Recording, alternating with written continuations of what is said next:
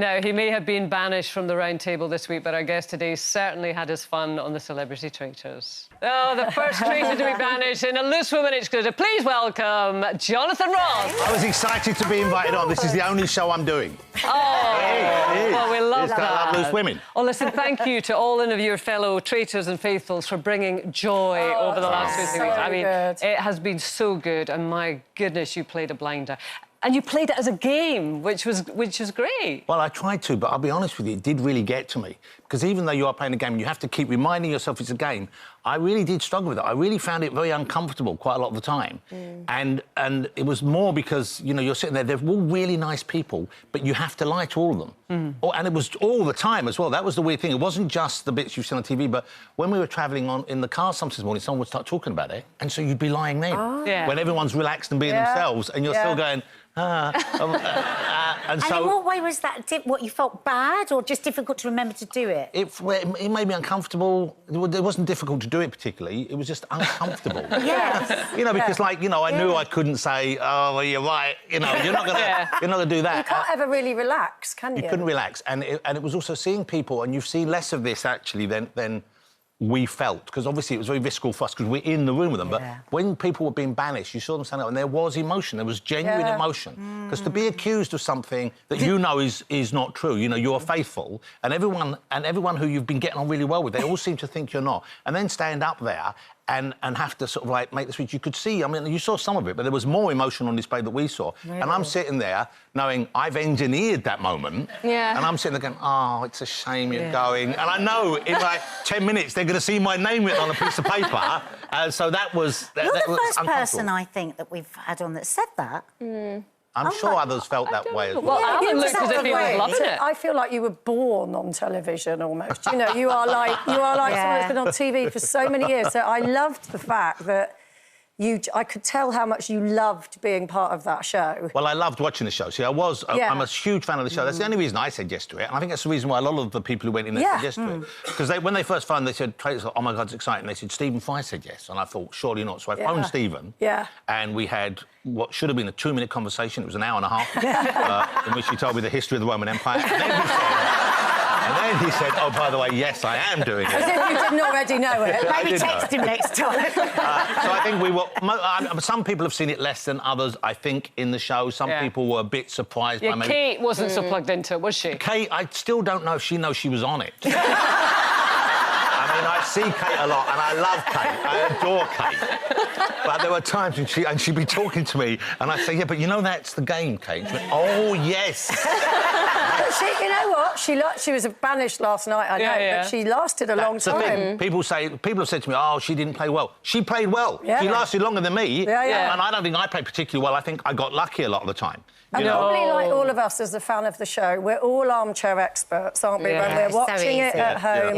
And I remember at the very beginning I was thinking, how do they not know that Alan is a traitor? Because he was sweating and... But, of course, as you know, that is Alan. But I think they should have got Alan. I think if I had been a faithful, I think I would have got Alan. Because the first murder's in plain sight, so you know it has to be done by someone who's done something that didn't cause the other person to notice anything out of the ordinary. So you'd think the first choice should have been, who's the closest person to them who could have got away with that? And it was Alan. And the other killer clue was when he forgot he had a shield. Because that would be so important to you if you were a faithful. Or last night, when he couldn't say, I'm a faithful, without bursting into giggles. He couldn't say it. But I think that's quite off-putting with him, because he's like that all the time. So I feel like just on the personal thing, though, from the flip side of it, how did it feel when you were eventually banished? And Kat, I love it. I'm a new fan of Kat. Oh, Kat was lovely. Well, I'll be honest when she wrote your name down. I just felt relief.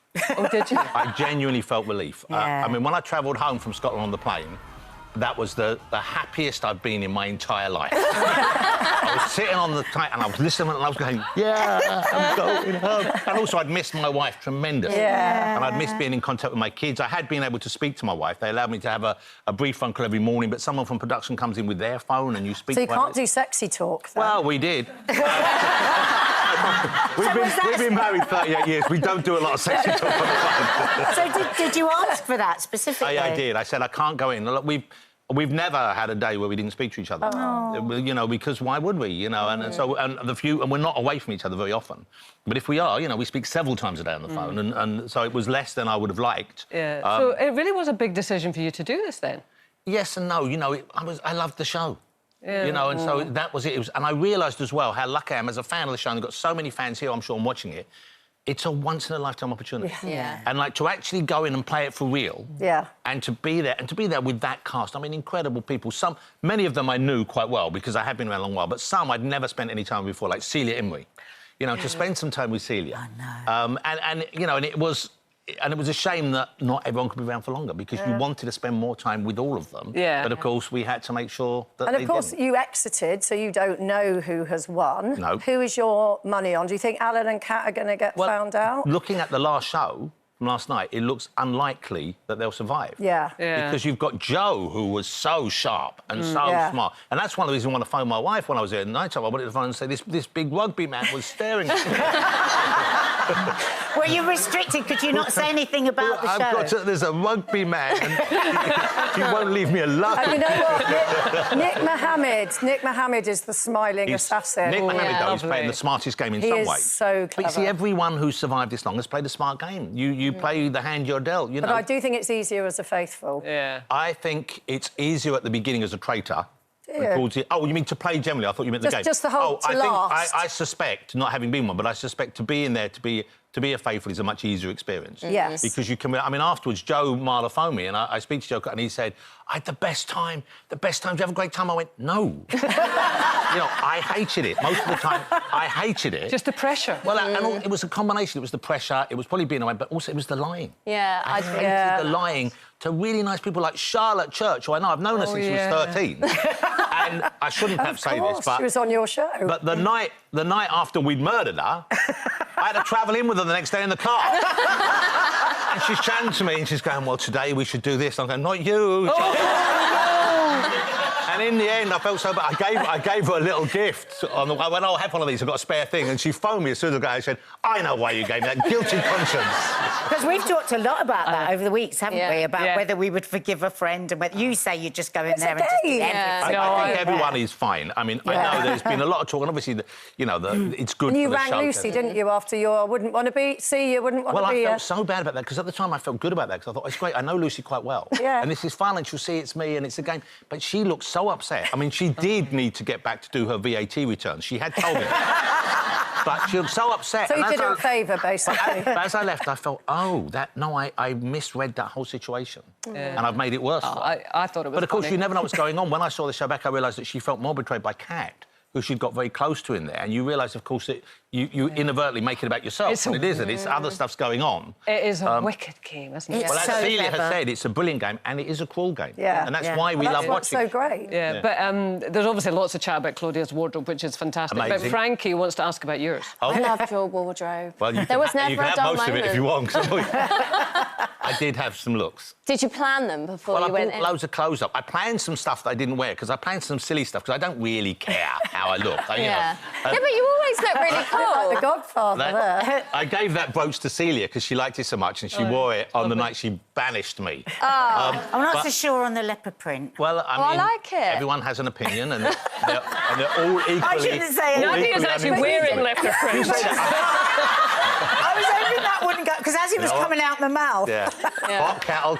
You've always been quite a wacky dresser. Well, I dress the way I sometimes put on clothes just to make myself laugh in the morning. Yeah. And then I'll catch sight of myself and think, oh, that looks so bad. But I'd also planned, I'd taken a full goth outfit in. Yeah. And I was going to tease my hair up and have mascara. The day I wore the Claudia outfit, I bought a fringe in. I bought a snap-on fringe I was going to put. And then someone said, I don't think so. But then I thought, I can't do this, because if I'm sitting there wearing my goth outfit and someone is really upset and they've got this sort of fat old bloke sitting there as a goth with mascara running down his cheeks, it's going to be hard for them to ever get over this. So I kept some at the back of the I love wardrobe. how much thought went into it all. I know, I love it. So, Jonathan, you're going to be staying with us, which is great, but do you know who wins? I do not know, because... You do not know? When I left, the last show I saw was that show. So I watched last night's show for the first time. Oh, wow. And I didn't know that they had murdered Celia.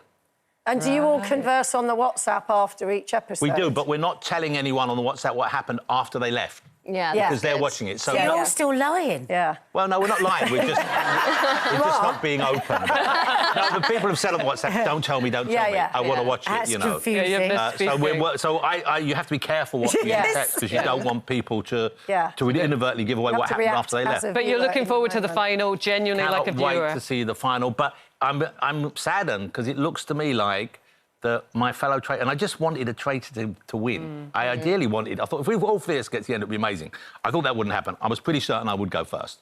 And I didn't mind at all. But I just wanted one. But now it looks like they really seem to have got Alan, and they really seem to have got Kat. And it seems to be that David is in the middle. And if whoever can persuade David, it seems to me that will be how it plays out. But we've thought that before. Listen, Jonathan's staying with us. We're out of time for now. But Jonathan, thank you very much. But Jonathon Ross, stay with us.